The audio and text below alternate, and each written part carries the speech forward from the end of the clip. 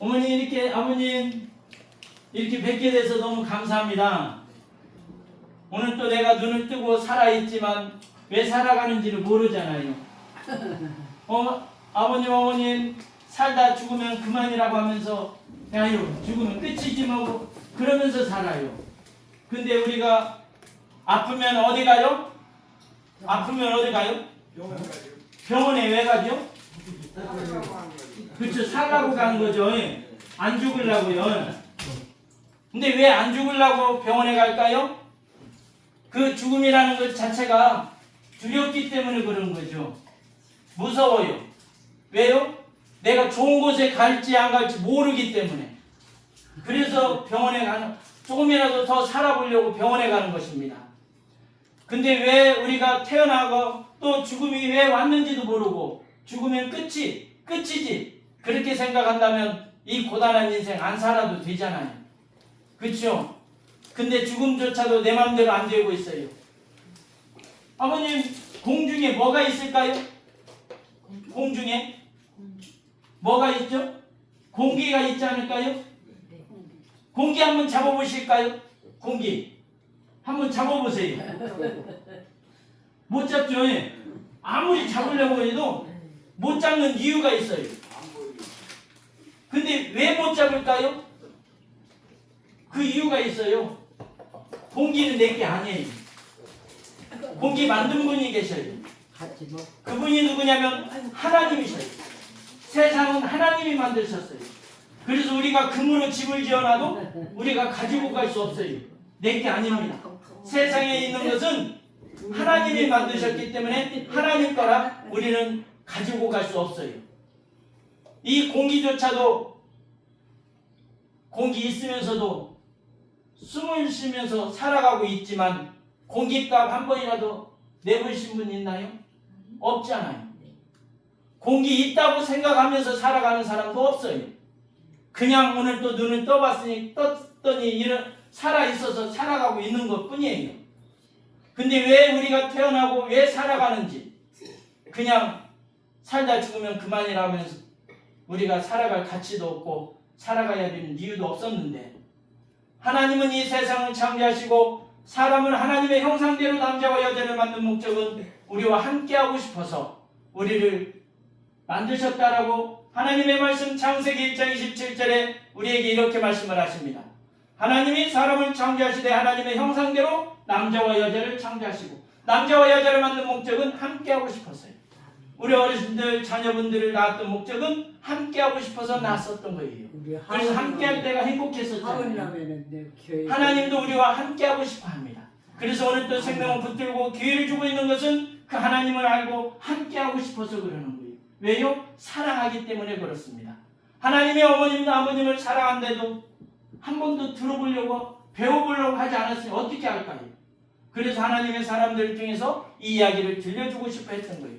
한번 같이 따라해볼까요? 하나님은 손을 가리켜 보세요. 나를 사랑합니다. 누가 사랑한대요? 하나님이. 누구를 사랑해요? 나를. 왜 사랑하냐면 함께하고 싶어서요. 이 세상뿐만이 아니라 영원히. 사람은 영원히 살게끔 만들었는데 죄라는 것 때문에 죽음이 우리에게 왔던 거예요. 옛날에 어렸을 때 아버님 부모님이 계셨었을 거예요. 부모님이 뭐를 심부름을 시키거나 뭐를 하라고 하면 안 하면 어떻게 되죠? 벌을 좀 받았어요. 벌을. 매도 맞기도 하고 회초리도 맞았잖아요. 그 죄의 벌이었어요. 그게 바로 부모님 말씀을 안 듣는 것이 바로 죄예요. 죄. 하나님이 어디가 있어? 그러면서도 하나님이 비도 주어야 농사도 짓고 살지 하면서도 그 하나님에 대해서는 믿으려고 하지 않고 알라고 하지 않았잖아요. 이게 바로 가장 큰 죄였어요. 그래서 사람은 이 죄 때문에 죽음이 우리에게 왔고 죄 때문에 우리는 죽음으로 끝나지 않고 벌이 있다라고 하나님께서 우리에게 말씀을 하십니다. 하나님의 말씀이 히브리서 9장 27절에 한 번 죽는 것은 사람에게 정하신 것이요 그에는 심판이 있으니 죄의 벌을 받을 수밖에 없는 우리를 죄 안 받기를 바랐어요. 왜요? 방금 전에 사랑하기 때문에 그렇어요. 사랑하기 때문에 함께하고 싶어서 이 죄 문제를 해결하기 위해서 하나님의 아들을 이 땅에 보내셨어요. 그분이 바로 예수님이셨습니다.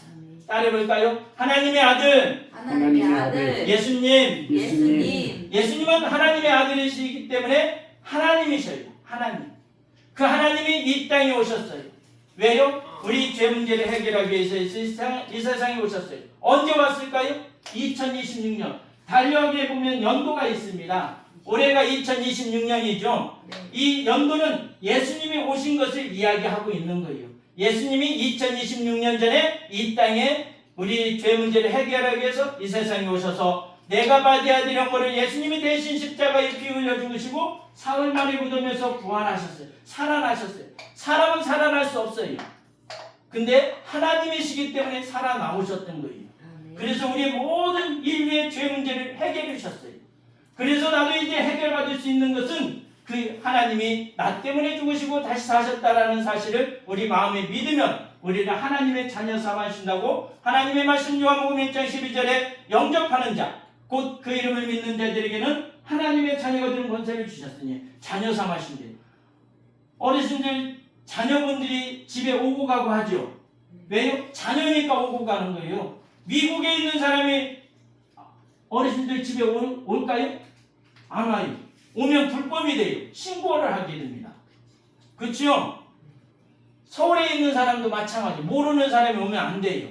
내 자녀만 오고 갈 수 있는 권한이에요. 권한. 우리도 하나님의 자녀가 되어야만이 하나님을 부르실 때 언제든지 하나님 나라 갈 수 있는 권세를 우리에게 주신다라고 하나님께서 말씀을 하셨어요. 요한복음 1장 12절에 영접하는 자 곧 그 이름을 믿는 자들에게는 하나님의 자녀가 되는 권세를 주셨어요. 자녀 삼아 주신다는 자녀가 되어야만이 함께 할 수 있듯이 우리가 자녀가 된다면 언제든지 갈 수 있는 것이 천국이라는 거예요. 그래서 이 이야기를 가르쳐 주려고 뭐가 있느냐면 교회가 있었던 거예요. 교회에서 이 이야기를 가르쳐 주기 때문에 교회에 나와보라고 어렸을 때부터 이야기했는데 나는 내가 살아가는 방법이 있고 살아가는 방식이 있어서 안 가봤잖아요.